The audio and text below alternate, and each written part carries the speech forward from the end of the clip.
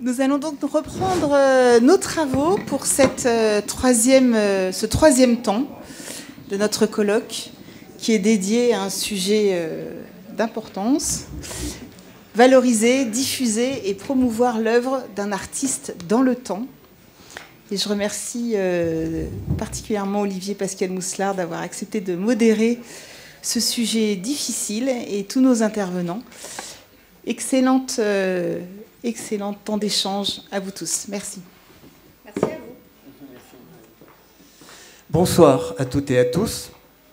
Eh bien, après cette passionnante après-midi de navigation dans les eaux complexes de l'inventaire, du catalogage et de la transmission de l'œuvre, nous voilà presque à bon port. En tout cas, le port est en vue, mais il reste encore une étape essentielle, celle de la valorisation, la diffusion et la promotion de cette œuvre dans le temps.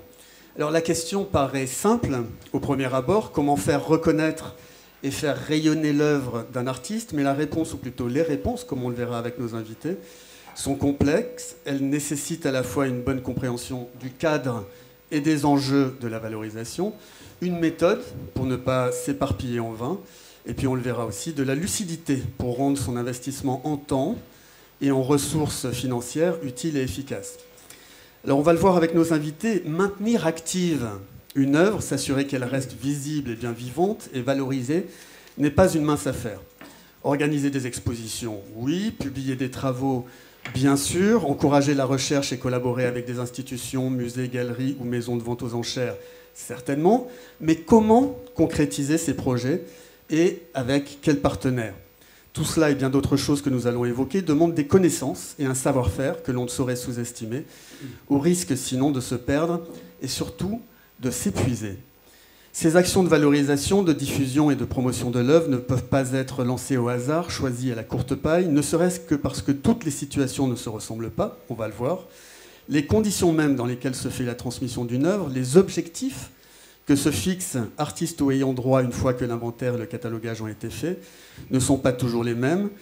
Tous les ayants droit n'ont pas la même connaissance du milieu de l'art, tous n'ont pas la même familiarité avec l'œuvre de l'artiste, ni même le même attachement d'ailleurs à l'artiste lui-même. Et lors de nos discussions en amont de cette rencontre, j'ai été frappé de voir combien les membres de notre panel ce soir soulignaient toute la dimension émotionnelle, inéluctable et parfois problématique qui venait s'immiscer dans l'aventure.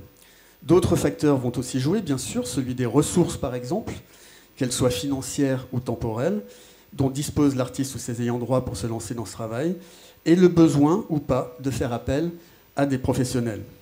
Comme le rappelait Marianne Ferrifal tout à l'heure, il y a quelques minutes, à propos du droit, à chacun son métier, et à chaque métier son savoir-faire qui sera très utile aux artistes et aux ayants droit, parfois intimidés, voire paralysés par la peur de mal faire, en particulier pour les ayants droit lorsque l'artiste n'a pas donné de consigne précise de son vivant.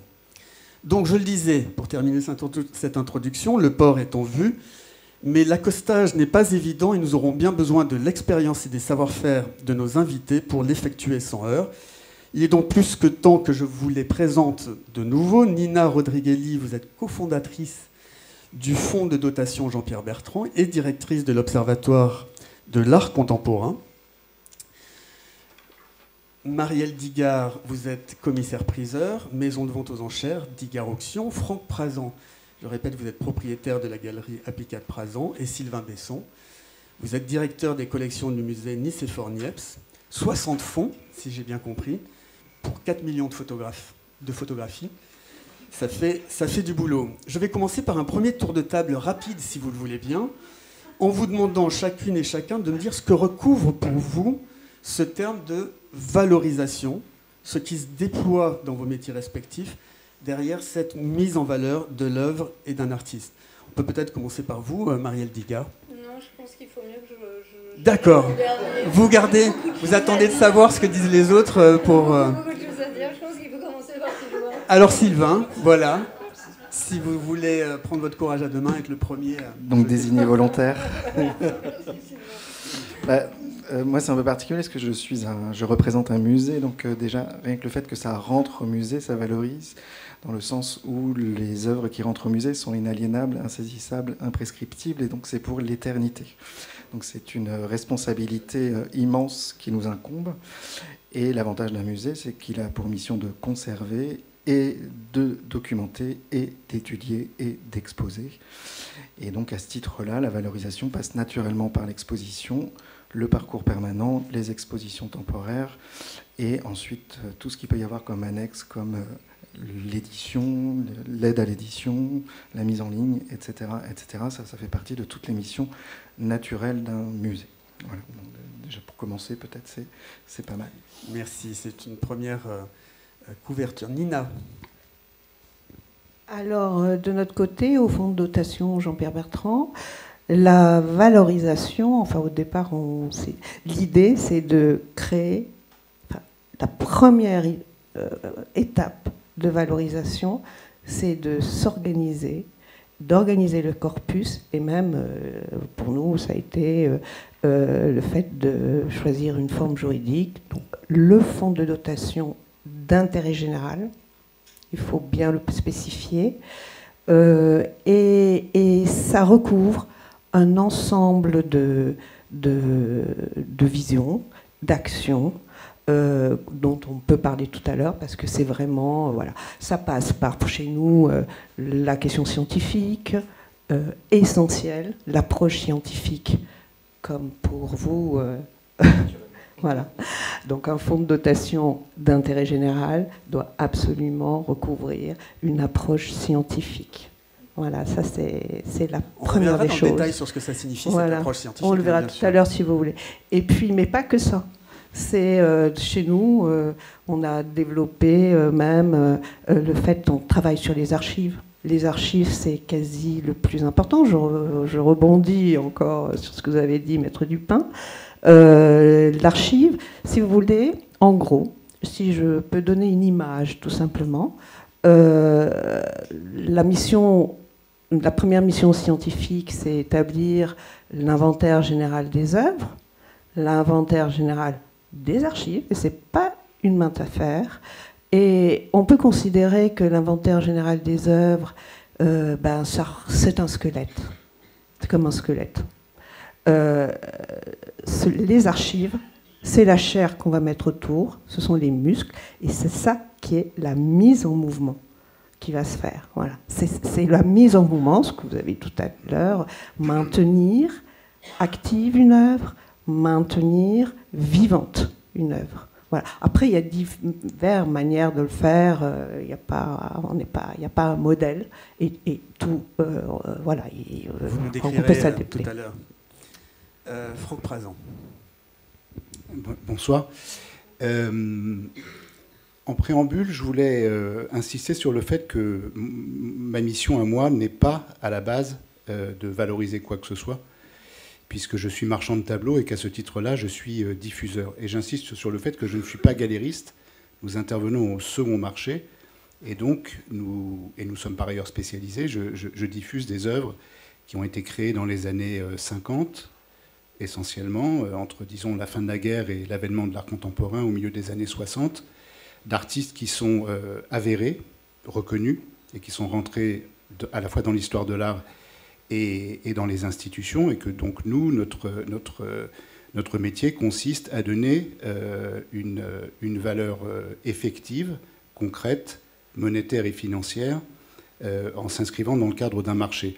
Et quand on s'est eu au téléphone, j'ai insisté sur le fait qu'il fallait peut-être définir en amont ce qu'on entendait par valorisation. Nous, notre métier s'inscrit dans un champ qui est objectif et qui est sanctionné par une donnée matérielle, qui est le prix. Mais cela dit, la relation que nous avons avec la valorisation et qui passe par la DAGP est concrétisée par un élément également financier qui est matérialisé par le droit de suite. Et ce droit de suite, nous le payons depuis un certain nombre d'années, depuis 2005. Et dans notre esprit, il doit aller aux ayants droit, puisque nos artistes sont tous aujourd'hui malheureusement décédés, Pierre Soulages étant le dernier d'entre eux.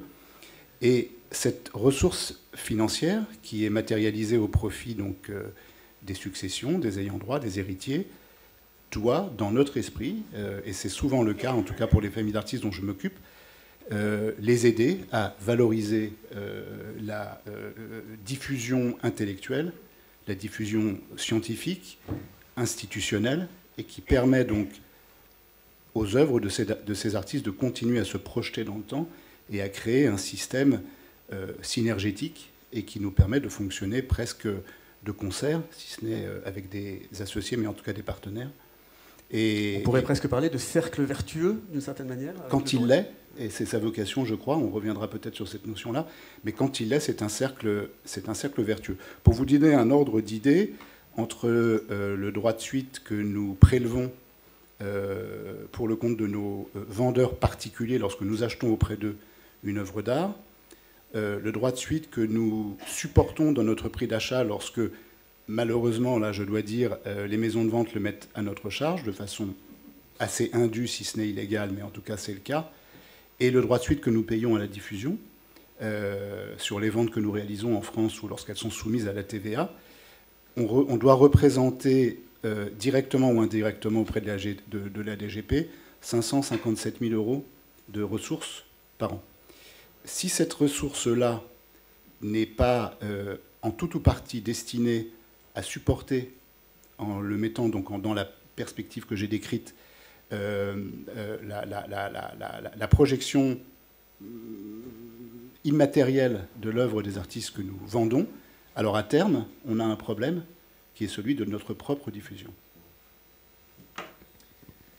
Marielle Digard. Alors j'arrive en bout de course parce que vous avez un musée, un fonds de dotation dont la valorisation est complètement différente puisqu'ils travaillent en interne sur des choses qui leur ont été léguées ou sur lesquelles ils doivent justement travailler vis-à-vis du public, et c'est une valorisation d'une œuvre. Franck Prazan, qui dirige une grande galerie de Paris et qui est là pour montrer des artistes qui sont déjà renommés. Et moi, commissaire-priseur, je vais venir vous embêter et vous poser des questions qui sont complètement différentes.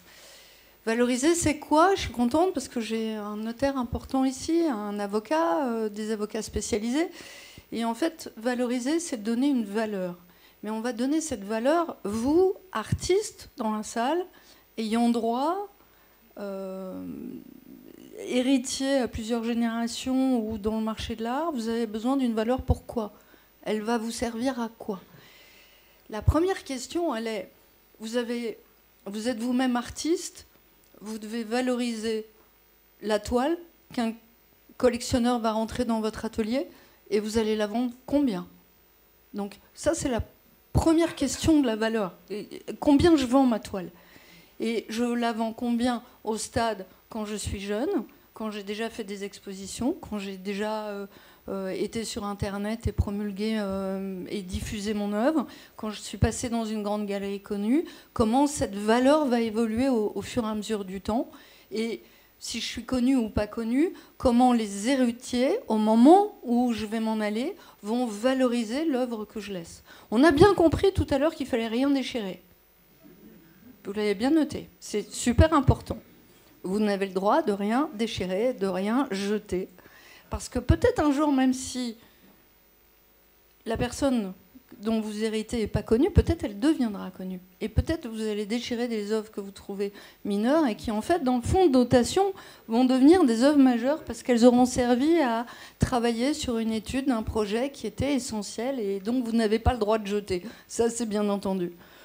Mais au moment où on arrive, le notaire, accompagné peut-être de plusieurs avocats qui représentent tous les héritiers, accompagné du commissaire-priseur que je suis, on est chargé de valoriser l'œuvre qu'on va trouver là. Et on la valorise pourquoi? On la valorise, on vous l'a expliqué ce matin dans la première table ronde, pour donner une valeur dans le cadre de la succession sur lequel vous allez payer des droits dans le cadre de la succession. C'est-à-dire que c'est le chiffre que le commissaire-priseur va mettre dans l'acte authentique tenu par le notaire, aux côtés du notaire, qui va vous entraîner des droits. Et c'est aussi ce chiffre-là qui va faire que, normalement, c'est une tendance. Le commissaire-priseur, il est là pour dire, voilà, à un instant T, je fais une photographie de tout ce qu'il y a dans la succession, et suivant tous les éléments dont je dispose d'analyse de marchés internationaux, je peux considérer qu'une huile sur toile vaut tant, une aquarelle vaut tant, un pastel vaut tant, un dessin vaut tant, au regard de la période, au regard de la dimension, la technique et de tous les éléments qui sont fournis. Donc ça, c'est un premier problème de valeur qui est posé. Mais vous, héritier, vous allez vous retrouver avec un énorme fonds. Et puis, vous allez vous dire, mais si ça brûle, je fais quoi? Il faut que je sois assuré. Il y a un problème de valeur, là aussi. Sauf que quand on fait un inventaire avec le notaire, quand tous les héritiers s'entendent bien, ce qui est rare, mais on l'espère, on va essayer d'imaginer la valeur le jour où il fait pas beau, si jamais c'était vendu, qu'il y a une vraie tempête, que personne ne vient, pour essayer de faire une valeur très basse.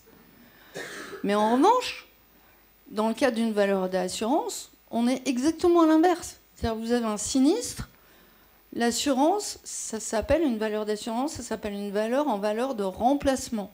Vous rentrez dans la galerie la plus chère de Paris et vous cherchez la même œuvre à ce moment-là donné. Donc vous allez la payer le plus cher. L'assureur va vous dire « Oui, mais le cadre était un peu abîmé, c'était un peu abîmé, donc je vous en enlève 20%. » Donc la valeur d'assurance, elle est au contraire au plus haut. Donc déjà, on a deux valorisations là qui peuvent être faites par des professionnels et qui sont pas les mêmes. Olivier, on est dans des cas de figure complètement différents. Après, Maître Dupin vous a parlé tout à l'heure du démembrement, qui est une chose essentielle et dont vous devez impérativement avoir emmagasiné et avalé tout ce qu'elle vous a dit. C'est que pour tous les artistes qui sont dans la salle, bien évidemment, quand vous avez des œuvres qui commencent à valoir quelque chose, pensez à les donner à vos enfants, à vos neveux, à vos nièces, à ceux que vous aimez, en gardant l'usufruit. Ah, mais vous donnez? Vous donnez? Donc vous allez aller voir votre notaire. Le notaire, il va dire, vous faites une donation, mais vous avez un inventaire. Vous avez fait une valorisation. Mais là encore, il faut une valeur. Mais la valeur du don, à un moment donné dans votre vie d'artiste ou d'ayant droit, parce que si vous avez hérité d'un certain nombre d'œuvres et que vous-même, vous voulez donner ces œuvres-là à vos enfants, parce que c'est une partie de votre patrimoine, finalement, dont vous avez hérité, il faut bien qu'un commissaire-priseur, assisté d'un notaire, puisse vous aider à valoriser cette œuvre-là. Bon, je peux continuer comme ça, c'est pour ça que je voulais être en dernier.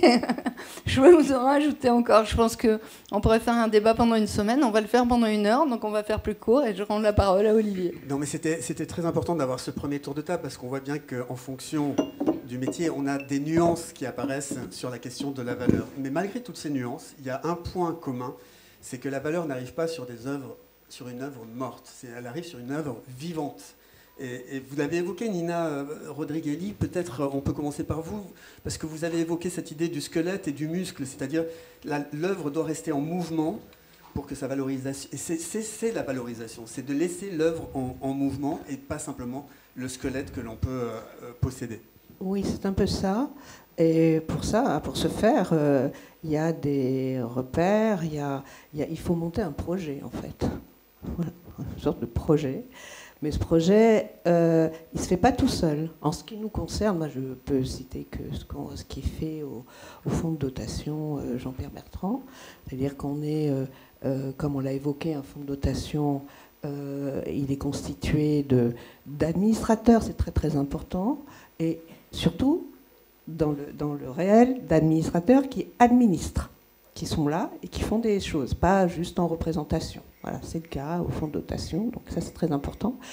Et aussi d'un bureau actif. Et la première des choses, même si je suis cofondatrice de ce fonds de dotation, la première des choses, c'est que je n'ai aucun poste statutaire. Ça, c'est le plus important. Je pense que vous parliez d'émotionnel. Bon, il est vrai que j'ai un métier d'analyse. Mon travail, c'est l'analyse. De marché, principalement. Et donc, ces questions-là sont essentielles. C'est-à-dire que j'ai cofondé ce fonds de dotation en pensant que je pouvais disparaître demain. Donc, ça veut dire qu'il faut que ça continue. Et pour continuer, il faut baliser, créer des chemins, créer des chemins incontournables. Et la première des choses, c'est l'approche scientifique. C'est-à-dire que les administrateurs ont nommé un conseil scientifique. Ce conseil scientifique, est composé que d'historiens de l'art qui ont connu tous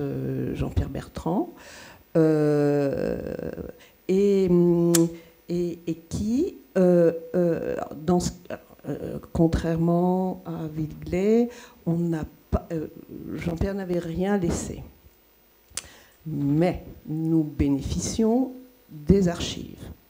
Et les archives, encore une fois, c'est très important, c'est-à-dire qu'on fait cette opération de récollement d'archives partout. C'est-à-dire dans toutes les institutions dans lesquelles Jean-Pierre a fait des expositions, toutes les institutions qui possèdent des œuvres de Jean-Pierre, FRAC, musée et compagnie, les critiques d'art qui ont fait un compagnonnage avec Jean-Pierre, c'est-à-dire dès les années 70, et qui nous ont donné, qui nous ont permis de récoller des éléments essentiels, c'est-à-dire qu'on peut reconstituer. Enfin, le principe, c'est finalement rassembler au sein du fonds de dotation un ensemble d'archives. Et ça, c'est du travail. Voilà, il faut... Et ces archives vont vous permettre de recontextualiser l'œuvre et de la faire la base. Aujourd'hui. C'est absolument la base. L'archive, c'est le nerf de la guerre. C'est ça qui va rendre la chose vivante, c'est l'étude des archives et l'étude scientifique. C'est pas « Ah, moi je me souviens de ça ». Non, ça doit être visé par... nous, on a un conseil scientifique et on lui présente des cas. Voilà, des cas d'œuvre. Et encore une fois, il y a encore un élément supplémentaire, et je crois que ça c'était une chose très importante, sont inscrits dans le statut du fonds de dotation, et ça c'est de l'ordre de l'intérêt général du fonds de dotation, c'est-à-dire il est très important, quand on fait un travail sur un artiste, de faire un travail de contextualisation, notamment de la scène française. Un artiste historique de la scène française, donc recontextualisons la scène française, et ça a été dès le départ inscrit dans les archives, retracer la scène française des années 60 à aujourd'hui. Et pour ce faire, on est producteur d'archives vivantes, donc d'intérêt général, qui se font tout simplement. Nous, on a choisi de garder le lieu de l'atelier, maintenu en l'état d'ailleurs, sans faire de fétiche-fige, il est maintenu en l'état. On est producteur de ces archives en invitant des personnalités qui ont travaillé dans les années 70, les années 80, voilà, ou alors des personnalités qui croisent aussi le travail de Jean-Pierre sans en parler absolument directement. Mais il faut que ça croise toujours la scène française. Ça, c'est un travail, je pense, d'intérêt général, puisque tout le monde sait ici que l'histoire de l'art à partir des années 60 n'a pas vraiment considéré la scène française, et il y a un énorme travail archivistique à reproduire. On en reparlera dans une minute avec vous, Franck Prazan, sur les œuvres de ces années 50-60 et la place qu'elles occupent dans l'histoire de l'art en règle générale. Mais Maria Ligard, vous vouliez réagir. Je vais juste faire un petit aparté en disant que le travail que vous faites d'archives, il est pour vous primordial parce que nous, commissaires-priseurs, quand on fait les inventaires, on doit rechercher l'authenticité des œuvres. Et si vous avez fait ce travail en amont, en tant qu'artiste, d'inventorier vos œuvres avec les fonds de dotation de la DAGP qui vous aident, avec les différents logiciels qui vous sont conseillés, notamment Inventozen qui a été mis en place par Diane de Polignac, je crois qu'il était là, et qui fonctionne super bien. Et si vous mettez en place déjà les supports de catalogue raisonné, ça nous permet, nous, professionnels sur le monde international de l'art et des tableaux, de pouvoir aller vérifier que l'œuvre qu'on peut voir sur un second marché et qu'on doit authentifier dans le cadre d'une succession, d'une assurance ou autre, ou d'un contentieux, on puisse confirmer l'authenticité et voir comment elle se situe dans un travail global. Quand on parle de Picasso, par exemple, tout le monde sait qu'il y a une période bleue, une période rose, et que voilà, les valeurs ne sont pas les mêmes. Et ben, chez vous aussi, artistes ou ayant droit, il faut mettre en valeur les différentes périodes. Et ça nous aide, nous, professionnels, à valoriser et à vous aider à valoriser les périodes qui auraient pu être les plus importantes ou que vous allez mettre en avant à travers vos catalogues raisonnés et à travers ces catalogues raisonnés qui, d'ailleurs, pour la plupart, deviennent consultables en ligne. Et je dois dire que pour nous, professionnels, quand on cherche des archives, on a masse de bibliothèques et accès à toutes les bibliothèques et on passe des heures comme des petits rats pour aller chercher quel était le tableau, s'il est bien référencé, dans quelle exposition il a eu ou autre, mais ça nous aide. Donc surtout, faites ces inventaires. Faites-vous aider si vous ne savez pas le faire, mais il est très important. Ce travail vous aide, mais il aide aussi beaucoup les ayants droit. On va voir avec vous, Sylvain Besson, peut-être, parce qu'on en a beaucoup parlé au téléphone, que vous êtes souvent face à un grand décalage entre les personnes qui peuvent éventuellement vous proposer un fonds et les attentes qu'elles ont, et le temps que ça va prendre d'abord, et puis en gros l'attitude que vous allez adopter et leur expliquer par rapport à ce que vous allez pouvoir éventuellement faire si vous accueillez le fonds. Dites-nous un mot de ce décalage et éventuellement de la difficulté que ça pose. C'est un décalage qui est très naturel. Vous êtes tous là, artistes, et vous êtes très conscients de ce que vous produisiez. Et c'est vrai que nous, on est le musée Nicéphore-Niepce, l'invention de la photographie, et on retrace la photographie de l'invention jusqu'à nos jours. Donc, quand un photographe arrive, il ne veut qu'une seule chose, c'est que quasiment le musée change de nom pour prendre le nom. Et je dis ça très gentiment, hein, c'est totalement normal. Et quand c'est les ayants droit, c'est encore plus virulent. Et donc c'est vrai qu'il y a souvent ce décalage, et que nous déjà on les arrête tout de suite en disant de toute manière, oui, on prend le fonds, mais vous n'aurez pas l'expo le mois prochain. Ça ne serait pas vous respecter, ça ne serait pas respecter l'institution. On l'a dit, on le redit, je le redis parce que moi je ne l'ai pas dit encore, mais les archives, s'il vous plaît, conservez-les. Elles sont très importantes, presque plus importantes que l'œuvre, si on veut vraiment correctement parler de votre œuvre. Et même à l'avenir, le jour où vous n'êtes plus là, vos ayants droit ne sont plus là, moi je ne suis que de passage aussi. Dans 30, 40, 50 ans, c'est d'autres conservateurs qui seront à ma place. Et il faut qu'ils puissent comprendre l'œuvre et qu'ils puissent l'exposer sans dire n'importe quoi sur vous. Et c'est vraiment l'archive qui fait que ça aura du sens de vous exposer plus tard. Donc j'ai perdu mon fil, mais en tout cas l'archive, conservez-la. Donc c'est vrai qu'il y a ce décalage parce qu'on a souvent des ayants droit, quelques photographes aussi, qui arrivent avec cette idée qu'on peut faire l'exposition tout de suite, ils ont déjà conçu leur exposition, sauf que nous au musée on doit replacer ce travail dans l'histoire de la photographie. Il y a des photos, on peut faire des expositions monographiques, mais au musée Niepce, en tout cas, on aura toujours le point de vue de la replacer ce travail dans l'histoire de la photographie, dans un courant, on parlait de scène française, mais dans tous les courants de la photographie, les comparer, enfin faire du comparatisme en fait.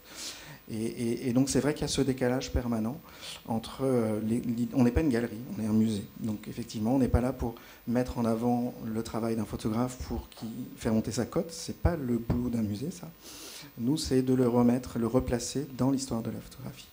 Et donc ça passe par l'étude des corpus existants, ça passe par l'étude des archives, le dépouillement des archives. En photographie, c'est peut-être singulier, je ne sais pas, mais un photographe des années 70-80, il a fait plus d'1 million de fois clic-clac.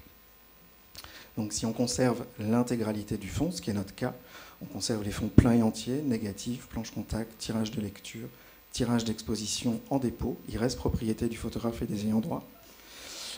Et les justificatifs de publication. Donc ça fait des fonds très volumineux et qu'il va falloir étudier pour faire une exposition. Donc on va mettre une distance de 3 à 4 ans minimum pour avoir le temps de tout regarder, de tout préindexer, de pas tout numériser, ça n'a pas de sens, mais en tout cas de regarder le fond complet avec des scientifiques, avec les ayants droit et les photographes. Les ayants droit, s'ils ont connu, c'est encore mieux.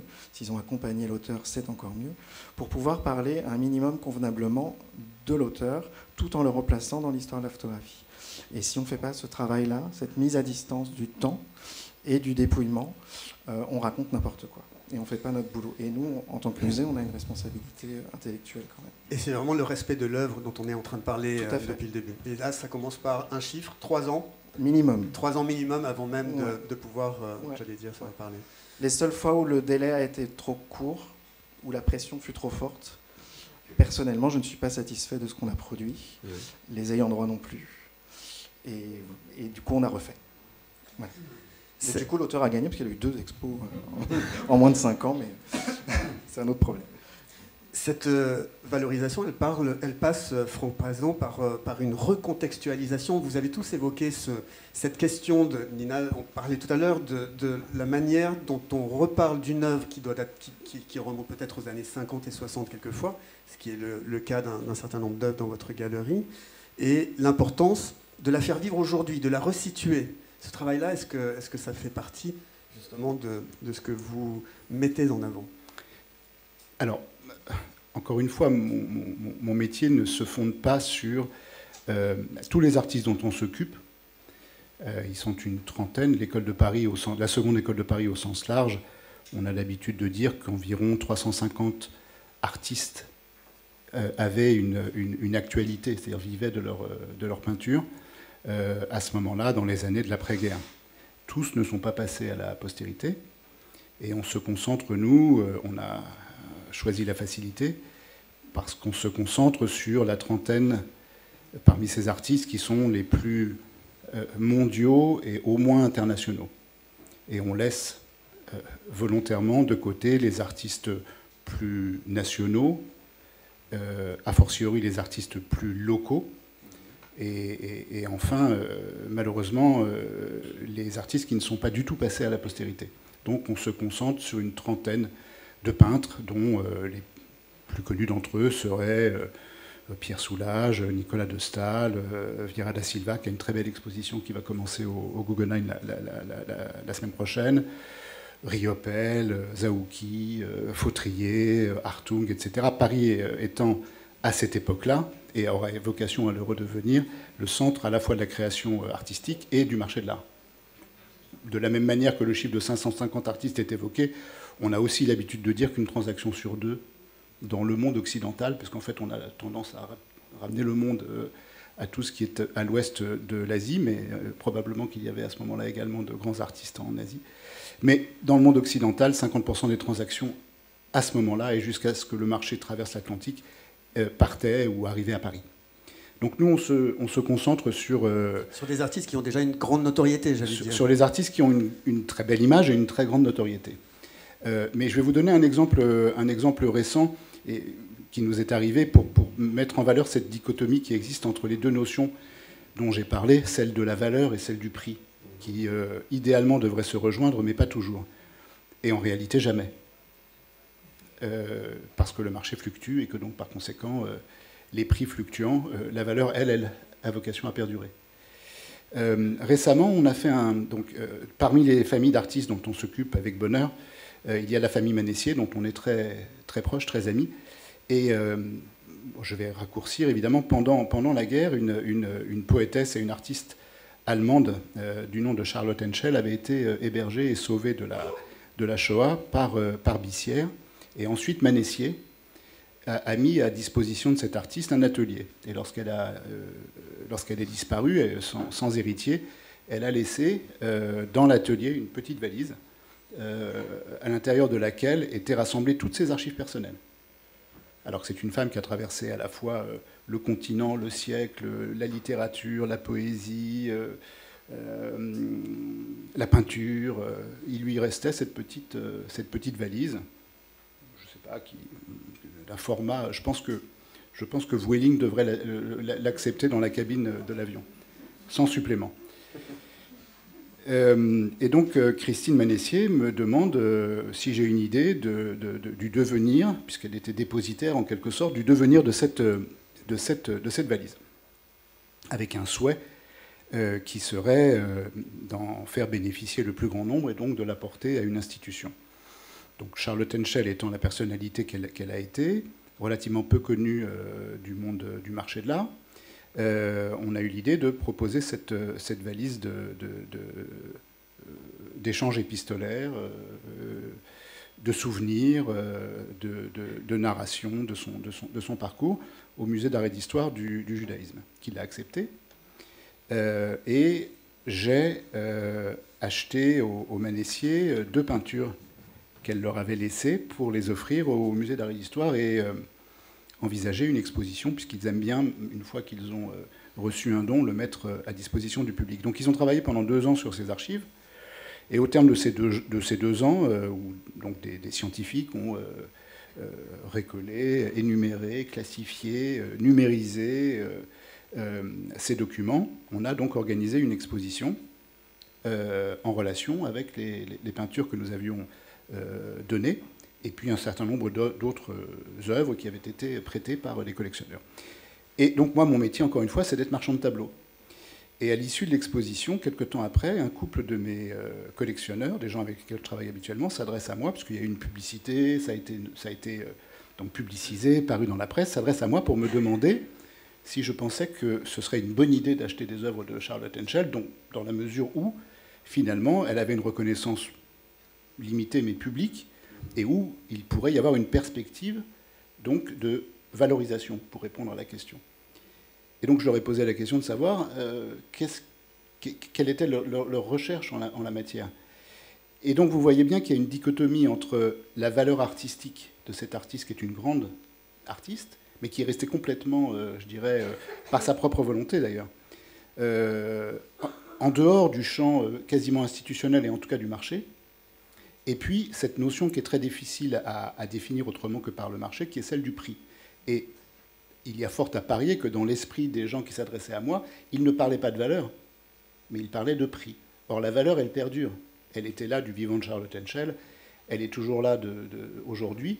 Et la question, c'est de savoir à quel moment ces deux notions se rencontrent, se rapprochent. Elles se croisent souvent. Le mieux, c'est quand elles sont au moins parallèles, mais c'est rarement le cas. Est-ce que c'est le moment où vous intervenez, Marielle Dicard? Oui, forcément. Vous êtes la maîtresse des horloges. Non, mais je viens compléter le point de vue de Franck et de celui des musées par une vision d'un marché international, parce qu'en fait, aujourd'hui, il y a la valeur prix et la valeur d'une œuvre, comment on la ressent, comment émotionnellement, vous, quand vous en héritez ou quand vous la créez, elle vous parle. Cette valeur-là, elle est inestimable. Néanmoins, on peut savoir que au XXe siècle, le nombre de musées qui se sont ouverts grâce à vos travaux, à tous, les conservateurs, les archivistes, et le nombre d'expositions et de grands musées. Vuitton, on a en France, et notamment à Paris, la chance d'avoir la Fondation Cartier, la Fondation Vuitton, la bourse qui s'est ouverte avec M. Pinault, et, enfin, je veux dire, des lieux incontournables qui font venir des gens du monde entier. Et que ce soit le musée d'art moderne, le Beaubourg, etc., il y a une masse d'art avec un grand A ouvert au grand public. Or, ça n'existait pas avant. Et ça a permis de donner une éducation. On peut peut-être parler d'éducation artistique aux enfants qu'on emmène aujourd'hui de l'école, visiter les musées, dessiner, regarder, comprendre qu'est-ce que c'est que le cubisme, qu'est-ce que c'est que le fauvisme, qu'est-ce que c'est que l'art urbain dans les rues de Paris ou autres. Et cette éducation artistique, elle fait que vous, derrière, tous les jours, quand vous êtes artiste, vous avez des collectionneurs qui viennent vous voir parce qu'ils ont envie d'accrocher un tableau à leur mur. Ça, c'est une chose extraordinaire, c'est une chose de notre siècle. Et c'est une chose aussi qui fait qu'aujourd'hui, dans les successions, on se retrouve avec des œuvres d'art à inventorier qu'on n'avait pas avant. Or, aujourd'hui, cette masse d'œuvres d'art qu'il y a, elles sont créées par les artistes qui essayent de les vendre. Ça a toujours existé sur le premier marché dans leur atelier, mais ça a créé un second marché. Ce second marché, il a toujours existé avec des galeries de renom et des commissaires-priseurs importants qui ont marqué l'histoire. Mais aujourd'hui, il y a une multiplicité de ventes de second marché qui est apparue, notamment après le Covid, sur le monde digital par des plateformes internationales ou françaises et qui donnent un accès très facile aux collectionneurs pour pouvoir acquérir une œuvre qu'il a vu d'un artiste qu'il a croisé dans un musée. Par exemple, enfin, il y en a plein des exemples, mais aujourd'hui, le fait qu'il y ait des multiples, sur la DAGP, il y a des droits de suite aussi sur les multiples, mais les multiples permettent d'avoir des œuvres d'art un peu moins chères que les œuvres d'art très très chères, vendues dans les galeries de Rank, par exemple. Ce qui fait que... Non. Donc ça permet à tout à chacun de pouvoir s'acquérir un peu de peinture et d'œuvres. C'est pour ça que vous, artistes, il faut que vous vendiez vos œuvres de votre vivant et qu'il faut travailler pour valoriser, vous faire aider à valoriser. Mais on ne peut pas non plus oublier, et là je viens sur un côté un peu plus rude, mais qui vous intéresse aussi, et qui intéresse aussi les galeries, qu'aujourd'hui, un bon patrimoine et une bonne gestion de patrimoine en bon père de famille, il comprend un peu d'immobilier, un peu d'argent sur les livrets A, les livrets B et les portefeuilles, mais aussi de l'argent en œuvres d'art, accessoirement un peu en or quand c'est pas trop monté, qu'on trouve dans les coffres forts quand on va faire les successions. Mais il y a une partie en art. Et aujourd'hui, ces collectionneurs qui gagnent de l'argent dans leur société ont décidé de prendre une partie de leurs revenus et de ne pas forcément le mettre à la banque et d'aller acheter de l'art. Et on se retrouve avec des fonds de collectionneurs qui vont se regrouper pour acheter un tableau ensemble et faire des visites d'ateliers. Donc ça aussi, c'est une manière de valoriser les œuvres d'art, c'est de participer aux visites d'ateliers, d'ouvrir les ateliers pour que les collectionneurs entrent chez vous. Mais donc, on a aussi aujourd'hui deux valeurs. Celle qui est la valeur, je dirais, qu'on imagine pouvoir augmenter comme un placement, et puis la valeur émotionnelle du juste « Oh, je l'ai rencontré cet artiste, il est génial, j'adore ce qu'il fait, j'en veux un ». Bien sûr. Mais alors du coup, dans un fonds de dotation, par exemple, Nina Rodriguelli, comment se passe le lien entre le travail du comité scientifique, d'une part, ce que vous évoquiez tout à l'heure, et puis le passage à la valorisation à travers les institutions avec lesquelles vous pouvez travailler? Pour le fonds de dotation Jean-Pierre Bertrand, vous avez prêté des films, organisé des expositions. Comment se fait ce lien, ce travail entre les deux? Alors, tout d'abord par rapport à ce qui était dit avant, sur la question de la valorisation et de fixer un prix. Donc ça, c'est la question de fixer un prix aujourd'hui dans le marché de l'art contemporain. Ça passe par, la visibilité des artistes, la circulation des œuvres, notamment aujourd'hui. Bon, je ne dis pas que c'est là, mais pour parler concrètement, ça passe aussi par les foires d'art contemporain internationales. Ça fait... Voilà, ça crée le désir, ça crée une stimulation et ça crée évidemment ce qu'on appelle une stimulation. Et ça fait monter le désir et ça augmente la notoriété d'un artiste, voire de sa cote et d'un prix. Donc, en amont de tout cela, le travail scientifique dans un fonds de dotation est absolument essentiel et j'en reviens vraiment à ça, j'insiste sur le fait que ça participe justement à la reconnaissance et ça participe à la relecture de l'œuvre. En fait, il faut savoir qu'un fonds de dotation, aujourd'hui, le marché de l'art, il y a une chose qui a changé, qui a muté. C'est-à-dire que les artistes, on va dire décédés, peuvent se retrouver au même titre d'artistes vivants au sein des galeries. Notamment, je les cite, Hauser Wirth, Zwirner, ça c'est concret. On a encore évidemment Perrotin. Et donc il y a, depuis les années à peu près 2010, un marché des archives qui s'est constitué, c'est-à-dire ces galeries ont commencé à... Et c'est pas simplement une histoire de marché, je crois que c'est aussi quelque chose qui a à voir un changement temporel. On est tout le temps sur Internet et il n'y a pas de temps sur Internet. Les notions entre passé, présent, futur sont totalement poreuses maintenant. On vit plutôt dans un présent permanent. Donc de ce fait, ce que j'ai observé dans mon autre activité, c'est que les artistes, les archives ou les structures d'artistes décédés pouvaient être absolument au même niveau que les artistes vivants. Et c'est pas simplement dans des galeries très importantes comme celles que j'ai citées, mais aussi chez des très jeunes galeries.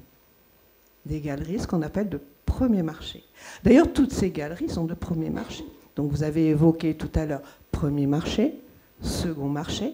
Moi, j'ai bien envie d'évoquer sur ce premier marché, ce second marché, d'autres segments qui se greffent dessus. Je parlerai plutôt de marché organique, qui comprendrait les artistes vivants, mais aussi les artistes morts, et qui rentrerait dans ce système de valorisation exactement le même, qui correspondrait à ce premier marché où la galerie fait tout le travail de promotion d'un artiste. Donc, il est très important, pour en revenir à votre question, après cette petite démonstration, j'espère qu'elle n'est pas trop longue, mais il est très important pour un fonds de dotation, comme le nôtre par exemple, d'être chacun son métier, d'être accompagné par une galerie, mais une galerie qui saurait travailler avec la manière dont on travaille. Alors c'est vrai qu'on ne se situe pas dans du second marché. Nous, on se voit exactement dans un premier marché, clairement, comme aujourd'hui les choses se dessinent. Et quid des autres institutions éventuelles, puisque vous oui, donner l'exemple pour le fonds de dotation Jean-Pierre Bertrand, vous avez donné des films. Alors non, c'est-à-dire que au fonds de dotation Jean-Pierre Bertrand, l'idée c'est que on s'est posé la question, la valorisation, quoi faire, voilà. Comme j'ai quand même pas mal étudié dans mon travail comment fonctionnaient les autres fondations d'artistes créées de leur vivant, qui sont aussi des artistes morts, et d'autres fondations d'artistes, j'en suis arrivée à la simple conclusion qu'il fallait 3 éléments, très simples, enfin peut-être 4, mais je vous dirais. Premier élément, c'est avoir un lieu, quel qu'il soit, qui identifie l'artiste. Bon, chez nous, on a utilisé l'atelier, laissé en l'état. C'est un atelier d'artistes, de production. Donc vous êtes tous invités parce que on adore le faire visiter. Et d'ailleurs, on fait des rencontres de l'atelier qui fait que ce sont justement ces archives vivantes qu'on est en train de créer, qu'on crée. L'autre, c'est l'autre aspect qui est très très important, c'est se relier à la jeune génération, aux jeunes générations, à la fois de critiques d'art, de commissaires d'exposition, de conservateurs de musées. Ça, c'est absolument essentiel. C'est-à-dire que l'archive, le travail ne reste pas dans le passé. On se remet dans une forme au présent. C'est-à-dire on vit au présent. Vous pouvez le faire, mais les artistes eux-mêmes et les ayants droit, ils ne peuvent pas. C'est très compliqué, il y a trop de monde. C'est une question de... Oui, mais je comprends très bien. Ça, je comprends très bien, mais je suis sûre que chaque fois... Il y a beaucoup d'autres fonds de dotation, enfin d'autres successions qui viennent quelquefois, où j'aime bien donner, bien simplement voir les choses. Et très simplement, il y a toujours un lien. Il y a toujours quelque chose qui peut se faire. Il suffit justement de regarder, de l'étudier, d'être conscient du milieu dans lequel on se situe et de connaître un petit peu comment est le monde de l'art contemporain aujourd'hui, comment il agit. Voilà. Ça, si on il y a toujours quelque chose. Peut-être se faire aider par des professionnels. Et peut-être, oui, pourquoi pas. Par exemple. En fait, je crois que c'est vraiment un travail de fonds de dotation. la question de... Continuez pour suivre. Désolée de vous couper. Voilà, la question, c'est vraiment se relier à la scène actuelle et vraiment, quand on peut le faire, c'est important. Mais ça peut se faire, hein, vraiment. Et puis, un autre élément, c'est la ressource humaine. Les gens qui travaillent, je crois qu'on a au fond de dotation, ça c'est clair. C'est vrai, ça demande des fonds, mais pas tant que ça, mais quand même. Mais il y a des gens qui travaillent et c'est la ressource humaine est vraiment absolument essentielle. Et ça fait que, voilà, nous, en fait, voilà, c'est travailler en intelligence collective. Et ce qu'on fait au fonds de dotation, avec notre secrétaire général qui est ici, je les cite hein, parce qu'ils sont là devant moi, donc Hervé Guiton, qui a travaillé sur des bases d'inventaire d'œuvres et d'archives, vraiment axées sur comment était... Donc c'est vrai qu'on a vraiment travaillé sur... Le traitement des archives, c'est vraiment... J'en ai parlé, j'arrête pas d'en parler, mais c'est le 4e point. Voilà. Ça, c'est les 4 éléments d'un cercle vertueux qu'on peut mettre en place, même très simplement, même avec au sein d'une association, tout simplement, qui est moins coûteuse qu'un fonds de dotation. Il suffit, je crois savoir qu'il y a par exemple les archives de Reims, ils n'ont pas vraiment d'œuvres dedans, hein, mais ils font un travail d'archives. Voilà. C'est pas non plus... le principe, c'est qu'il faut vraiment faire ce récollement d'archives, ça c'est vraiment essentiel. On voit bien en vous écoutant à quel point la notion de la continuité du travail effectué est importante. Et d'ailleurs, la question était assez bien posée, je crois, valoriser, diffuser et promouvoir l'œuvre d'un artiste dans le temps. Sylvain Besson, dans le temps, le facteur temps, est particulièrement important par ailleurs pour les fonds dont vous avez la charge, parce que les tirages peuvent être exposés à certains moments, mais doivent retourner dans l'obscurité pour être protégés pendant un long temps après. Comment ça se passe, ce facteur temps, dans la mise en œuvre, j'allais dire, de cette diffusion et valorisation? Ah bah nous, c'est l'enfer, parce que la photographie, elle est produite grâce à la lumière, mais elle se dégrade à cause de la lumière. Donc, normalement, les normes d'exposition, c'est 3 mois d'expo à 50 lux et 3 ans de noir. Alors, c'est pour ça qu'on en a beaucoup, du coup.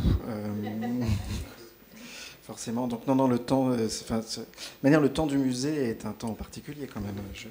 Je le disais tout à l'heure, hein, les collections sont protégées pour toujours et les conservateurs se succéderont. Les œuvres doivent toujours être là, étudiées, valorisées. Donc nous, c'est essentiel. Et l'idée, c'est toujours de revenir sur l'ouvrage. Mais par exemple, je prends souvent l'exemple d'un photographe comme Bertrand Meunier, par exemple. C'est un temps qu'on s'est offert et qu'on lui a offert, par exemple, pour son travail sur ses archives. On a reçu en donation l'intégralité des négatifs planches contact justificatifs de publication. On lui a acheté une œuvre pour lui acheter du temps. Nous, on a numérisé l'intégralité des planches contact. On a mis 6 mois. Et ensuite, pendant 1 an, lui et nous, chacun d'un côté, on a réédité l'intégralité de son travail. C'est-à-dire que c'était un photographe de presse. Donc les photographes, il faisait un pré-editing, lui, à l'époque. Et ensuite, c'est le directeur artistique du magazine qui choisissait les photographies publiées. Là, en fait, on a revisité l'archive comme si c'était la première relecture, mais 30 ans après. Donc, en fait, on lui a acheté du temps pour éditer dans son coin, et nous, on a édité dans notre coin, avec nos critères à nous, et notre histoire de la photographie en tête. Et ensuite, on s'est enfermé 1 semaine à se battre pour dire qu'est-ce qu'on met dans l'expo et qu'est-ce qu'on met dans le bouquin. Mais jour et nuit, pendant 1 semaine. Un peu d'alcool aussi.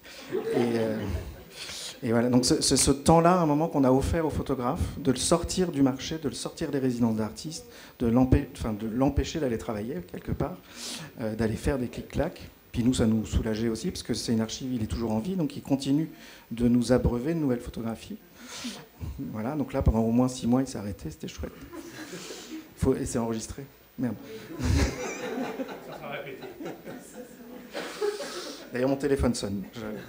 Non, mais enfin, voilà, on arrive de temps en temps, pour certains photographes, sur des projets comme ça au long cours, à acheter du temps, et nous, on a le temps devant nous. Et du coup, aussi, en même temps, nous, pour raconter l'histoire de la photographie, il faut on n'est pas photographe, enfin on est tous photographes, mais on n'est pas photographe, mais on est photographe. D'ailleurs le musée s'ouvre comme ça, sommes-nous tous photographes. Et du coup de travailler avec un photographe à revisiter ses propres archives, alors même qu'ils continuent de produire et de nous livrer de nouvelles planches contact. Ça nous permet, nous, en tant que musée, de le regarder. On devient presque un assistant du photographe, mais pas vraiment, parce qu'on reste quand même des fonctionnaires payés par les impôts des gens, donc on ne peut pas être à son service non plus, mais on le regarde travailler, on l'accompagne dans son travail. C'est à mon tour de perdre ma voix. Donc on l'accompagne, on le regarde faire, ce qui fait qu'on racontera moins de bêtises quand on parlera du travail des photographes, en tout cas dans ce domaine d'activité de photographie. Donc oui, c'est un temps qu'on arrive à avoir, qu'on n'arrive pas à avoir toujours.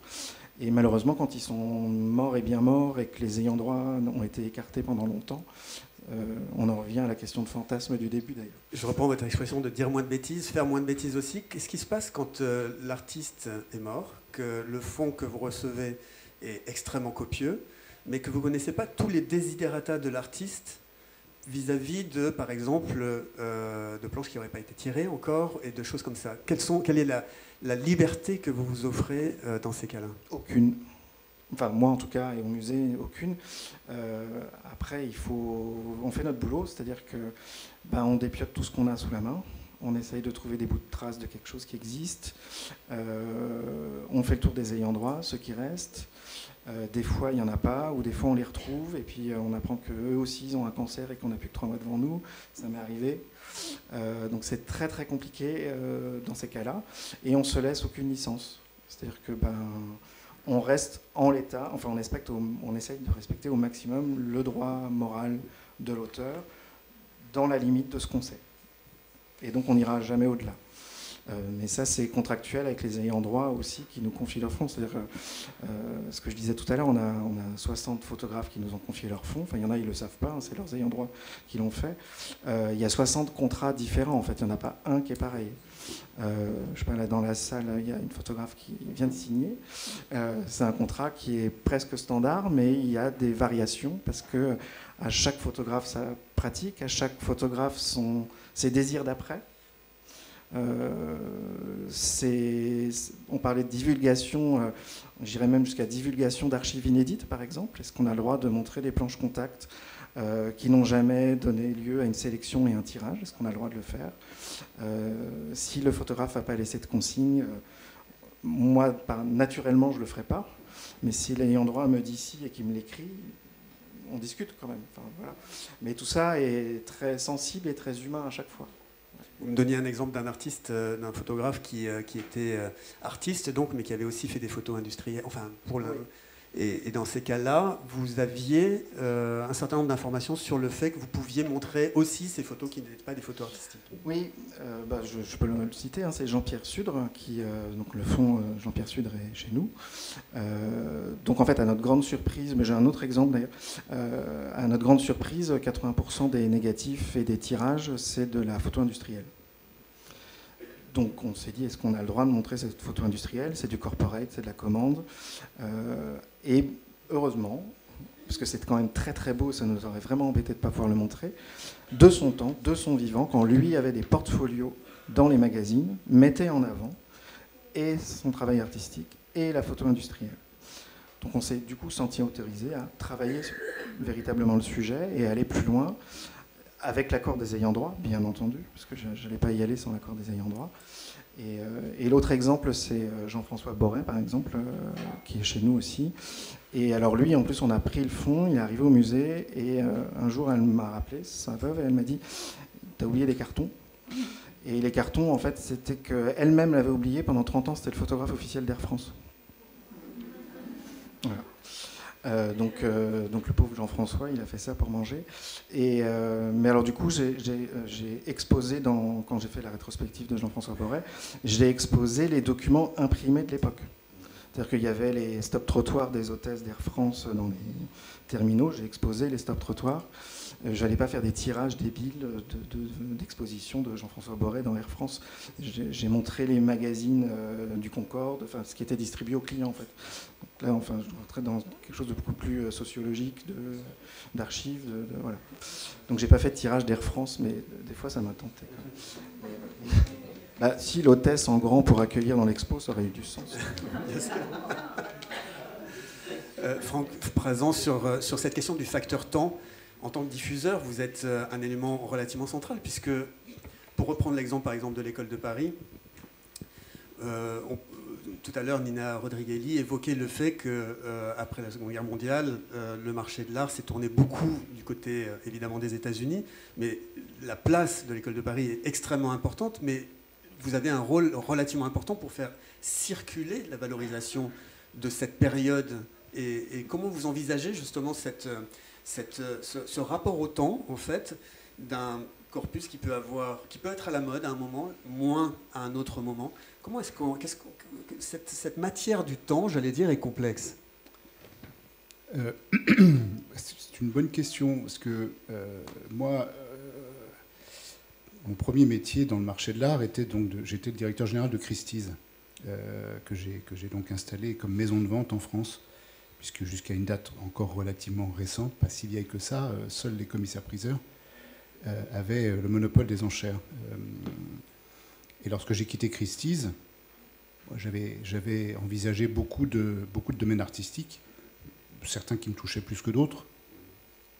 Et j'aurais très bien pu, d'ailleurs je l'ai fait pendant un temps intérimaire, m'occuper, je ne sais pas moi, de pop art, des nouveaux réalistes que je connais un petit peu, d'art italien que je connais pas mal. Et finalement, lorsque mon père est tombé malade et que j'ai été placé devant le choix ou de continuer ce que j'avais entrepris ou de reprendre, de lui racheter d'ailleurs la galerie. Merci. J'avais la possibilité de sortir de ce qu'était l'embryon de domaine de spécialité d'alors. Et comme vous le disiez, il y a eu toute une période où l'art français, et singulièrement celui de l'après-guerre, avait déserté le champ immédiat, à la fois pas du marché, mais en tout cas de l'intérêt qu'on pouvait lui porter. Et j'aurais très bien pu choisir de faire autre chose, mais la réflexion s'est portée sur justement la valeur artistique de ces artistes-là, beaucoup plus que sur la valeur pécuniaire. Et l'histoire passant et les modes sans doute agissant nous a donné un peu raison, mais contre nous et par chance. Parce qu'encore une fois, d'abord, on ne fait jamais aussi bien que ce qu'on connaît relativement bien. Et donc c'était également là un champ de facilité que de se concentrer sur et de rester surtout concentré. Le plus difficile, c'est de ne pas se départir de ce qu'on sait pour aller vers des domaines qui sont certes éventuellement attirants à un instant T, mais qui sortent du champ de vos compétences. Donc en fait, on s'est concentré, on est resté concentré sur ce champ de compétences, qui est limité, petit, circonscrit, mais qui, avec le temps, et la récurrence du temps qui met en avant de temps en temps, pour des raisons parfois exogènes, des mouvements artistiques. L'École de Paris n'est pas un mouvement artistique, hein, c'est une marque en réalité. C'est une marque ombrelle qui abrite à la fois des artistes abstraits, expressionnistes, surréalistes, je ne vais pas rentrer dans le détail. Mais donc, cette capacité à rester concentré sur ce que l'on connaît et ce sur quoi on est un tant soit peu compétent et en quoi on croit, et en se concentrant sur une autre donnée qui est celle de l'appréciation de la valeur artistique. Sur une échelle de 1 à 10, parce qu'il faut bien l'établir à un instant T, quand on achète une peinture destinée à être revendue, on fait ce choix-là. Quand on la représente pour un tiers qui nous la confie, on fait aussi le choix de s'en occuper ou pas. Et donc sur une échelle de qualité de 1 à 10, on n'est pas compétent, enfin on souhaiterait ne pas être compétent en dessous de 8 sur 10. Et en se concentrant sur une période particulière, sur un nombre d'artistes restreint et sur une qualité espérée qui correspond à nos prérogatives, avec de la chance.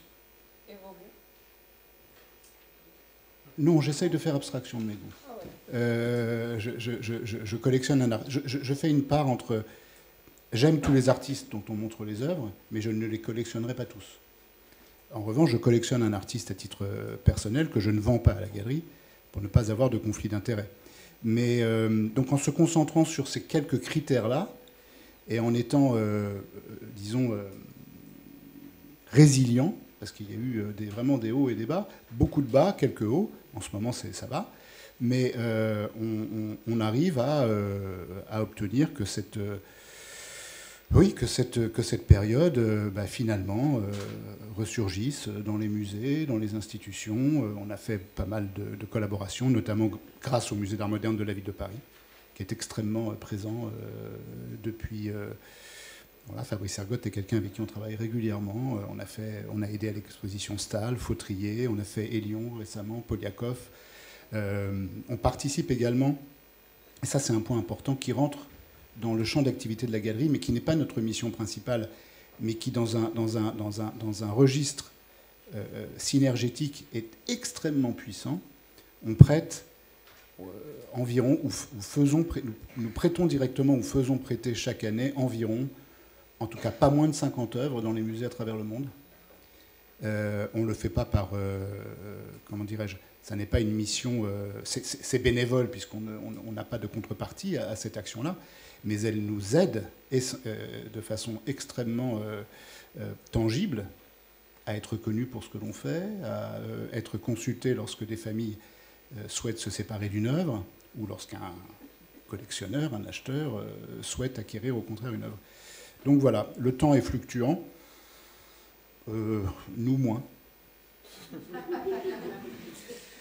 Une question pour vous quatre, en fait. Le temps est fluctuant et la technologie change.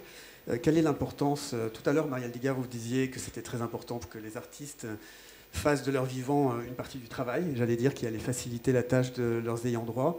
Quelle est la place, l'importance des réseaux sociaux, des plateformes, d'un site web? Nina Rodriguelli, vous avez un site web important, vous avez des publications qui sont importantes, etc. En gros, c'est pour vous deux, vous quatre, la question. Quelle est l'importance de ces nouvelles technologies dans la valorisation, la diffusion et la promotion d'une œuvre? Bon, c'est un accompagnement. La question du site, ça ressemble, pour nous, c'était important de faire une sorte de réaliser cet objet site en rentrant uniquement, quand on tape Fonds Jean-Pierre Bertrand, on tombe dans la partie éditoriale. Donc toujours en mouvement. C'est-à-dire c'est pas le fonds de dotation fait ça, l'œuvre de Jean-Pierre Bertrand c'est ça, surtout pas.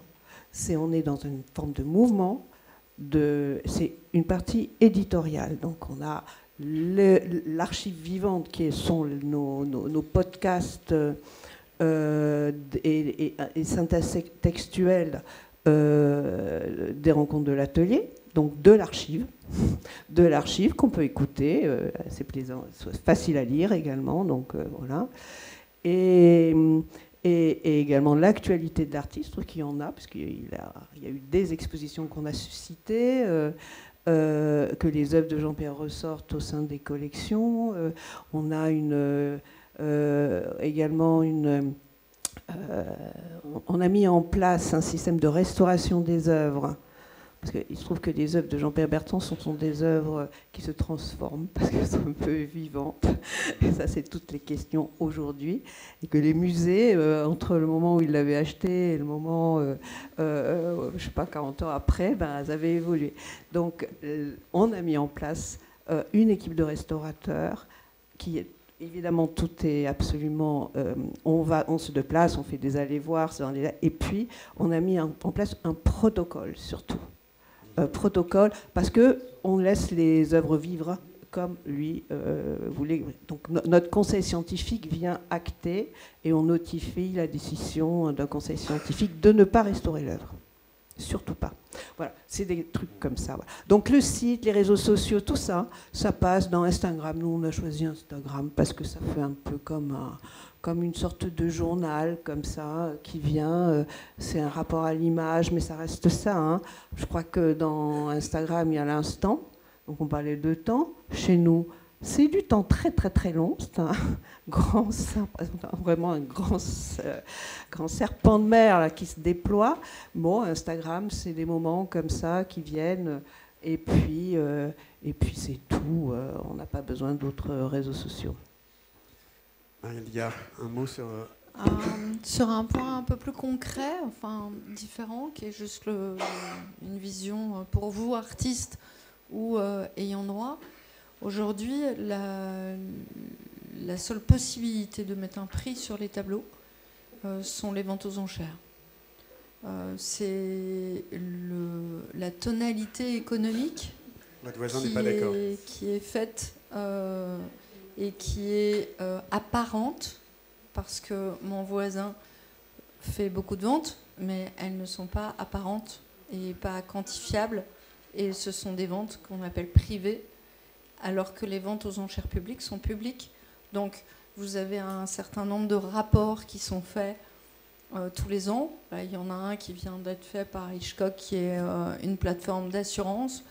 Il y a UBS, il y a les banques, il y a le Conseil des ventes, etc., qui analysent les 100 artistes les plus importants, le placement des femmes à l'intérieur de l'ensemble des ventes qui ont eu lieu, le nombre de ventes internationales par pays et autres. Donc aujourd'hui, la visibilité que vous, artistes, vous avez, Alain, vous en avez parlé divinement bien tout à l'heure avec vos amis, dont certains que je connais, que vous avez interrogés, c'est très important de mettre des alertes sur tous les sites pour voir où est-ce que passent des œuvres que vous avez créées ou dont vous gérez les fonds, et la DAGP est là aussi pour vous aider à les trouver.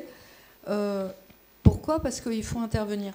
Dans le siècle précédent, les grandes galeries prenaient des artistes vivants et disaient extraordinaire, il y a beaucoup de noms à travers l'histoire de l'art, de galeries qui étaient comme des mécènes et qui donnaient tous les mois un salaire, un montant d'argent en échange des tableaux, et qui ensuite organisaient des expositions. Les expositions étaient officielles, c'était les artistes reconnus ou les artistes bannis, et puis on se rendait compte que 50 ans après, les artistes bannis étaient en fait ceux qui étaient importants, et les artistes importants, ils sont passés aux oubliettes. Mais néanmoins, les artistes, pour une grande partie, avaient de quoi vivre et donnaient leur production à des galeries qui se chargeaient de valoriser, c'est le problème d'aujourd'hui, la valorisation, de valoriser les œuvres. Malheureusement, ça n'existe plus. Les galeries aujourd'hui travaillent ou sur le premier marché, mais elles ont beaucoup de mal à subsister, enfin, c'est une vraie complexité, ou sur le second marché avec des artistes qui sont malheureusement décédés, mais on sait qu'ils ont été importants dans l'histoire de l'art parce qu'ils ont été des chefs de file ou d'un mouvement ou de quelque chose, donc ils commencent à être reconnus. Mais en fait, personne ne sait vraiment qui va être connu, de qui va pas être connu. Donc le propos, quand vous êtes artiste, parce que c'est le propos aujourd'hui, c'est vous artiste ou vous ayant droit, comment valoriser les œuvres et comment leur donner une visibilité. Les artistes avant partaient avec des cartons sous le bras pour faire le tour des galeries et essayer de trouver une galerie qui voulait bien les exposer. Seulement aujourd'hui, il n'y a plus de galeries qui veulent les exposer parce que ça coûte de l'argent et il n'y en a pas. Donc, ça s'est inversé. Déjà, il y a un grand nombre d'années, mais encore plus depuis le Covid. Ce sont les artistes qui publient sur les sites internet et sur les Instagram et sur les Facebook qui sont repérés par le public. Et une fois qu'ils ont un grand nombre de likes et que le nombre de likes est suffisant, les galeries se disent « Ah oui, lui, il est quand même beaucoup suivi, alors il faudrait peut-être que je m'en occupe. » Et les galeries arrivent, les prennent à la sortie de l'école ou les prennent une fois que ça a été beaucoup publié et décident d'organiser des expositions. Donc tout s'est un peu inversé au XXe siècle avec ce digital qui est apparu. Et si vous, ayant droit, quand vous avez des fonds, vous ne travaillez pas sur le digital avec l'aide de la DAGP qui vous donne des moyens ou qui vous aide à trouver les intervenants professionnels qui peuvent vous aider à le faire, vous passez à côté d'un point essentiel de valorisation qui doit impérativement être fait parce que c'est aujourd'hui, ça vous permet d'être vu. Et quand vous êtes vu, il y a une chance que les collectionneurs aient envie d'acheter les œuvres ou de les collectionner. Et ensuite, quand elles passent en vente aux enchères, il faut absolument vous débrouiller comme vous voulez, mais il faut aller les acheter, il faut aller les soutenir. Pourquoi ? Parce que les galeries avant, quand ils vendaient, ils en avaient d'autres à vendre, donc ils allaient acheter, envoyer des collectionneurs, trouver tous les copains pour aller les acheter. Aujourd'hui, sur le premier marché, une fois qu'ils ont vendu, ils n'ont plus les moyens d'aller quand les gens sont décédés ou autres et que les œuvres repassent en vente, ils n'ont plus les moyens forcément d'aller racheter les œuvres. Donc vous, en tant qu'artiste ou en tant qu'ayant droit, il faut absolument que vous ayez des alertes partout pour que quand une œuvre passe en vente, si malheureusement elle n'est pas dans une bonne vente de tableaux modernes, si elle est à Pouilly en Auxois et pas à Paris, New York ou Hong Kong et qu'elle n'est pas au bon endroit, il faut absolument trouver des collectionneurs pour essayer d'aller l'acheter et qu'elle ne fasse pas rien, qu'elle fasse un prix qui corresponde à une cote. Justement, pour rebondir sur ça, parce qu'on a une attitude vis-à-vis des maisons de vente publiques, nous. Je pense que c'est très important de faire attention, donc je rebondis sur ce que vous dites. Et il est vrai que quelquefois, nous, on a toujours envoyé non seulement ça, on a écrit à toutes les commissaires-priseurs, les maisons de vente, pour on va dire, nous informer s'il y avait une œuvre de Jean-Pierre Bertrand qui passait. Donc ça, on fait aussi ce travail-là. Et on est quand même proche du marché, on est aussi conscient de la question du marché là. Et donc, on n'a pas eu beaucoup d'échos, sauf Arcurial qui nous a... Voilà. Mais pas beaucoup d'échos, tout le monde s'en fout. On a retrouvé des œuvres qui étaient très importantes dans des maisons, dans des ventes absolument terribles, qui ne connaissaient pas, qui s'étaient même trompés sur le nom de l'artiste. Donc, toutes ces choses-là, on les regarde, on les piste, on les marque. Alors, en effet, les faire acheter par d'autres collectionneurs, c'est ce qu'on a fait, ou les racheter par des affaires, les racheter par les amis ou moi-même, ça m'est arrivé. Et ça, c'est la question. Je trouve qu'il serait vraiment très judicieux que les maisons de vente publiques puissent collaborer avec des institutions comme la nôtre de manière à pouvoir anticiper. Parce que quelquefois, en effet, comme vous l'avez dit, quand c'est public, c'est public. C'est jamais vraiment très bon parce qu'il y a toujours un changement, une grosse différence entre le prix en vente publique et d'ailleurs qui serait plutôt bien en termes de succession d'artistes, comme ça ça fait qu'on paye moins de droits de succession.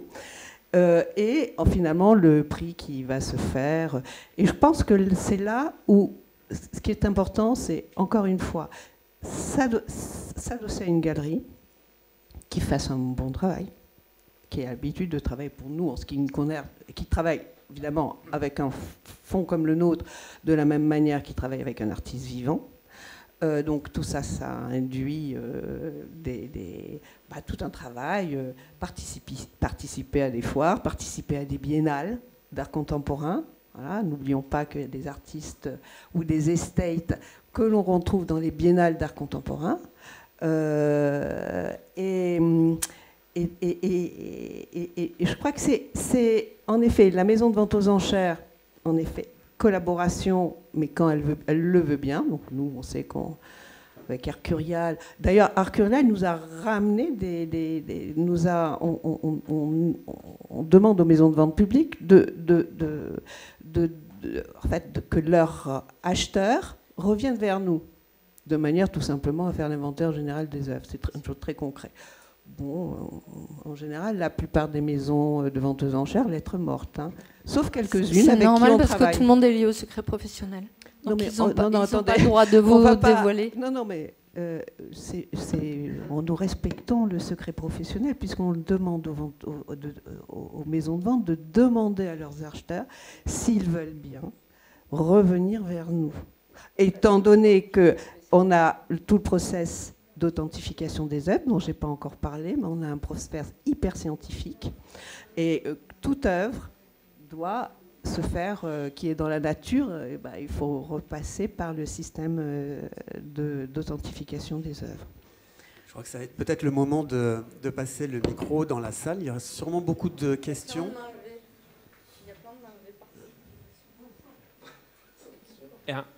Oui, j'ai une question. Oui, je partage. Je partage complètement l'intervention qui vient d'avoir lieu. Ça fait 2 ans que j'écris à différentes ventes aux enchères pour juste leur communiquer qu'on a créé une association, qu'on est à la recherche des œuvres pour pouvoir faire le catalogage, voire le catalogue raisonné. Et même lorsque une toile a obtenu un prix, le prix des volcans, dans les années 67, nous n'obtenons aucune réponse. J'en suis à la 3e lettre à la vente aux enchères de Clermont-Ferrand. Excusez-moi, lors des 70 ans l'année dernière, il y avait quelqu'un qui était intervenu et qui avait dit que normalement, la réglementation était en train de changer et que les artistes et les ayants droit avaient le droit de savoir qui obtenait l'œuvre après la vente. Je ne sais pas où ça en est. Elle nous avait même dit qu'on pouvait l'appeler. Je vais vous répondre parce que c'est mon métier. On est plus de 700 maisons de vente sur le territoire français. Donc je ne peux pas parler pour 700 et encore moins pour ceux de Clermont-Ferrand, mais je peux vous parler avec plaisir des règles juridiques. Les maisons de vente sont liées au secret professionnel. Elles n'ont absolument pas le droit de communiquer, ni le vendeur, sauf sur commission rogatoire, c'est-à-dire la police, ni l'acheteur. En revanche, on fait avec plaisir, on transmet quand vous nous le demandez. Quand des ayants droit ou un travail sur un catalogue raisonné veut savoir quelle est la provenance ou où va l'œuvre, on transmet des courriers que vous envoyez et qu'on fait suivre. Maintenant, il y a beaucoup de collectionneurs qui ont envie de garder l'anonymat et qui ne prennent pas forcément contact avec vous, et ça, nous, on n'y peut rien, on a transmis.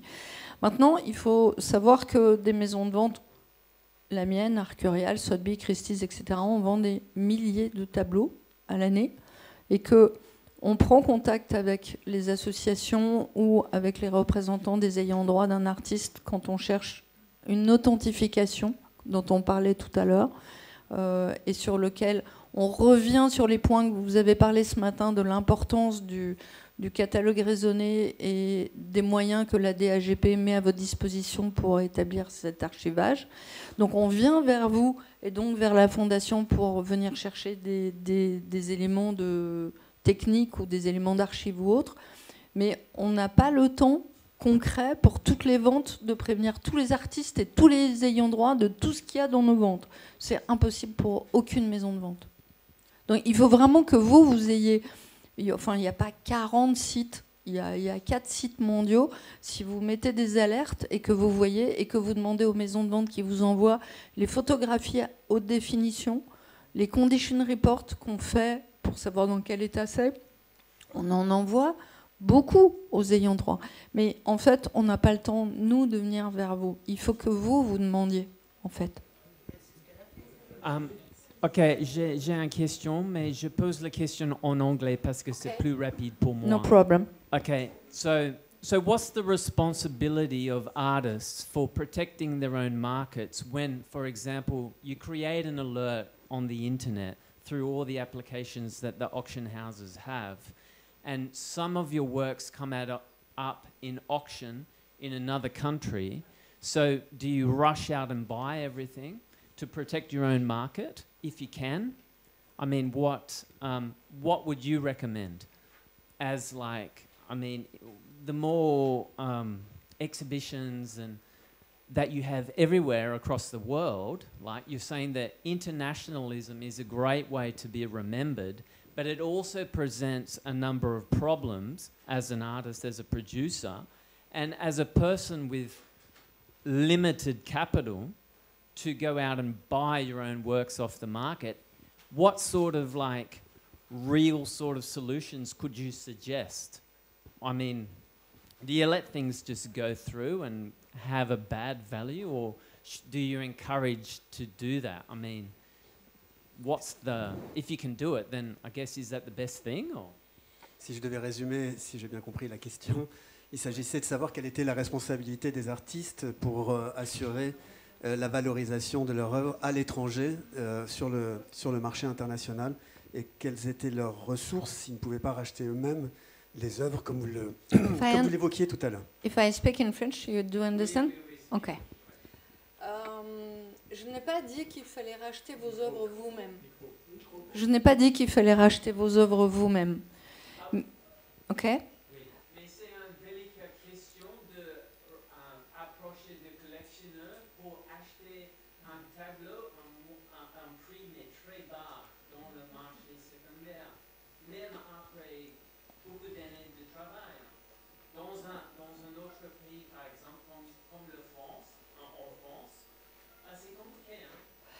Je comprends tout à fait. J'ai le cas en permanence d'amis artistes où ça se pose.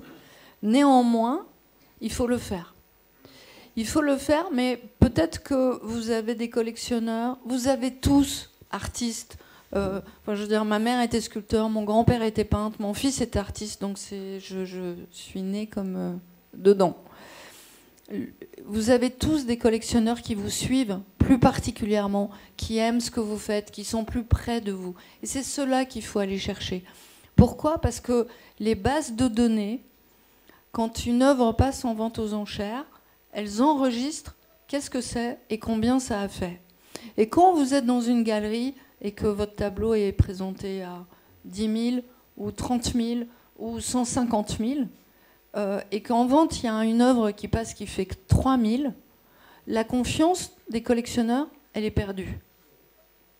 Et c'est aussi pour ça que les ventes aux enchères rayonnent, c'est pour cette espèce de tranquillité. Alors, quand on a des galeries avec des grandes renommées, comme Franck Prazan qui défend des lignées et des artistes et qui a un vrai travail de fond, on arrive dans sa galerie, on est tranquille sur le prix auquel il va proposer une œuvre, parce que ça va avec une histoire et ça va avec un travail de fond. Mais quand on rentre dans une galerie du premier marché qui présente des jeunes artistes et qu'on vous dit c'est 10 000 ou 15 000 et qu'on a vu sur les résultats qu'il y en a qui sont passés et qu'on fait 1 000 € ou 500, on se dit il y a quelque chose qui cloche. Donc il faut absolument que vous trouviez les collectionneurs pour vous aider à défendre l'image de votre travail. Et ça, c'est quelque chose qui n'existait pas avant, qui existe là depuis la deuxième partie du XXe siècle. Et plus ça va aller, plus ça va se développer et plus ça avance. Alors, ça avance encore plus parce que sur les 10 dernières années, le marché, Franck, vous me direz si je me trompe, mais je ne pense pas, le marché était très porteur sur les prix très importants. On a enregistré à travers le monde, sur les places de New York, Paris est redevenu la deuxième place mondiale, des scores absolument incroyables à plus de millions, et les collectionneurs qui voulaient investir cherchaient des œuvres très importantes. Ça s'est inversé. Depuis 2-3 ans, on a un ensemble de collectionneurs qui sont jeunes, entre 35 et 45 ans, et qui veulent investir sur le marché de l'art sur des œuvres qui sont moins chères, beaucoup moins chères. Et où donc ça donne une possibilité à tous les artistes qui ne sont pas encore complètement connus et complètement sur le marché des grandes galeries de pouvoir travailler et trouver des collectionneurs. Mais il faut défendre cette image publique à travers Internet, à travers Instagram et aussi à travers les ventes aux enchères. I understand which is it very difficult. Il y a une question derrière, là-bas. Oui, moi j'ai une question un peu différente. C'est que j'ai trouvé par hasard en me promenant près du site de Totaval-Vingros, dans le milieu du site paléolithique, près d'un pierrier où on trouve des fossiles, des petites pierres fossiles très intéressantes, j'ai trouvé une petite pierre sculptée qui représentait 2 visages. Bon, puis elle a traîné dans mes cartons, je l'ai montrée au muséum, ils me disent vous nous la passez, vous voulez la mettre dans un tiroir. Bon, je l'ai gardée. Et puis un jour, en passant rue de Seine, j'ai vu une exposition de pierres de Picasso chez un galeriste qui est la galeriste de l'Institut, je crois, qui est expert. Et donc j'ai ramené ma pierre et je la lui ai montrée un petit peu plus tard. Et puis il me dit mais c'est un Picasso, vous l'avez eu où? Alors je lui ai dit je l'ai trouvé dans un talus à Totaval, mais assez loin du site. Hein. Elle a dû tomber du talus avec la pluie parce que je me promène de temps en temps là-bas et je ne l'avais pas vue et je regarde les pierres. Alors il m'a dit bon, ben, faites un dossier, puis envoyez-la au comité Picasso. Donc j'attends la réponse, mais mon problème, c'est qu'ils me disent si le comité la reconnaît, elle vaut très cher, et sinon, elle ne vaut rien. Alors moi, j'aimerais bien savoir comment elle pourrait valoir si jamais il la refuse. Je peux vous montrer une photo si vous voulez, j'ai des photos. Donc c'est un peu surréaliste, parce que j'ai un petit Picasso chez moi, voilà. Il vaut rien ou beaucoup.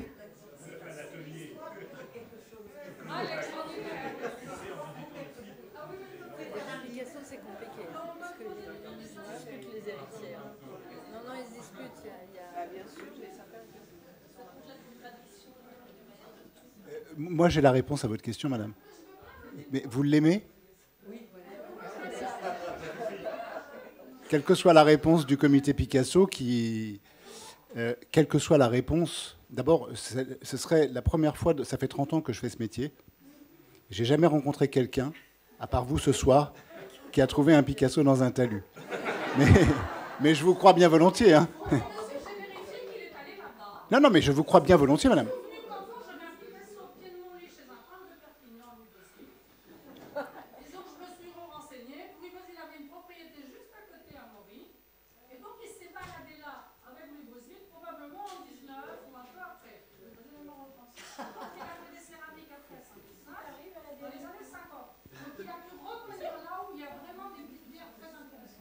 Mais même s'il n'était pas par extraordinaire revenu là,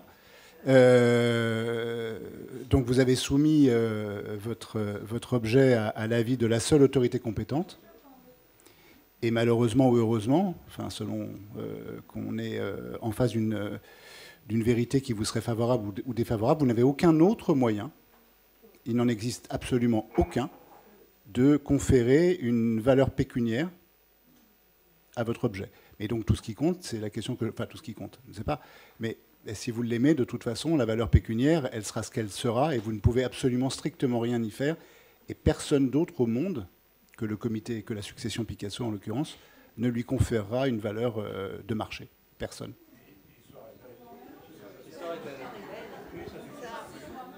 Ça pose aussi le problème de la valorisation autrement, parce que en fait, la question que vous posez, elle est très importante, qui est que vous avez posé la question pour Picasso, mais pour certains artistes, il y a des ayants droit qui font autorité. Par exemple, Christine Manessier, qui je crois était là, fait autorité pour certifier toutes les œuvres de Manessier. La question ne se pose pas. Chez Picasso, jusqu'à récemment, Maya Picasso faisait des certificats. Elle n'était pas d'accord avec Claude Picasso, son frère. Il se trouve qu'ils sont tous les deux décédés et qu'on va vers, je dirais, un univers un peu différent dans le futur. Mais on avait des avis divergents sur des Picasso qui entraînaient que l'un disait c'était bon et donc il y avait une valeur et l'autre disait ben non, je ne suis pas d'accord, c'est pas bon. Et on avait des conflits. On a les mêmes problèmes aujourd'hui pour d'autres artistes. Si vous avez des catalogues raisonnés et qu'une œuvre de Modigliani, elle n'est pas dans le bon catalogue raisonné, elle est invendable parce qu'elle n'a pas été répertoriée au bon moment et personne ne dira on donne une valeur. Et c'est le vrai problème de la valorisation a posteriori, c'est-à-dire qu'on avance dans le temps là, mais on va je ne sais pas si on est loin de la clôture de la table ronde, mais ça veut dire qu'une fois que vous serez tous très connus, chers artistes qui êtes dans la salle, et que vous, ayant droit, qui avez valorisé d'une manière extraordinaire après tout ce que vous avez entendu aujourd'hui, et fait des démembrements et donné, etc., et que tous ces fonds vaudront beaucoup d'argent, c'est aussi le travail de catalogue raisonné ou d'archives qui aura été fait, qui permettra de donner une valorisation. Et il faut que ce travail d'archives, il soit pérenne et il ne soit pas contesté par la suite. S'il commence à être contesté, les œuvres n'ont plus aucune valeur. Et c'est la question que vous posez aujourd'hui. C'est aussi la question que je disais, qui est absolument essentielle. On revient vers vous, Nina, comme quoi votre travail est indispensable. Non, mais c'est pas le travail, c'est en règle générale, quelle que soit la forme juridique que vous pourrez donner, ça peut être une simple association, c'est avoir une méthodologie scientifique.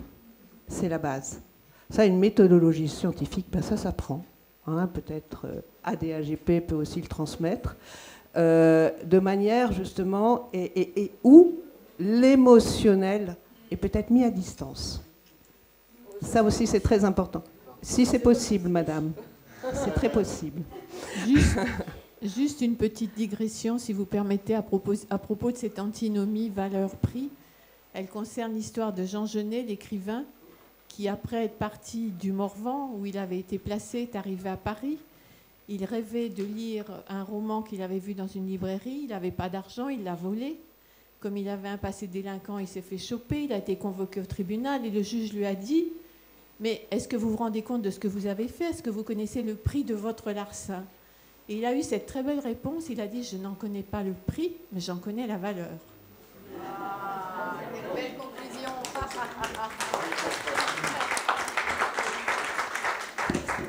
Merci beaucoup.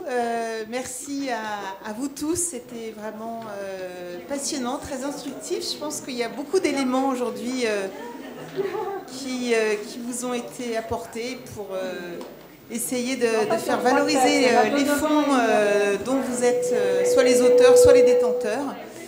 Je voulais, avant de nous quitter, vous dire que l'ensemble de ces conférences ont été filmées, que vous les retrouverez d'ici une dizaine de jours, le temps de faire les mixages qui s'imposent sur la chaîne YouTube de la DSGP. Je voudrais remercier les personnes qui ont élaboré cette journée d'échange, et notamment Marion Islaine, ici présente, et qui porte le fonds de soutien, et Marine Bernier aussi, qui est là-bas, et leurs équipes respectives. Voilà, on espère avoir contribué au débat, avoir été utile. Merci à tous et à bientôt.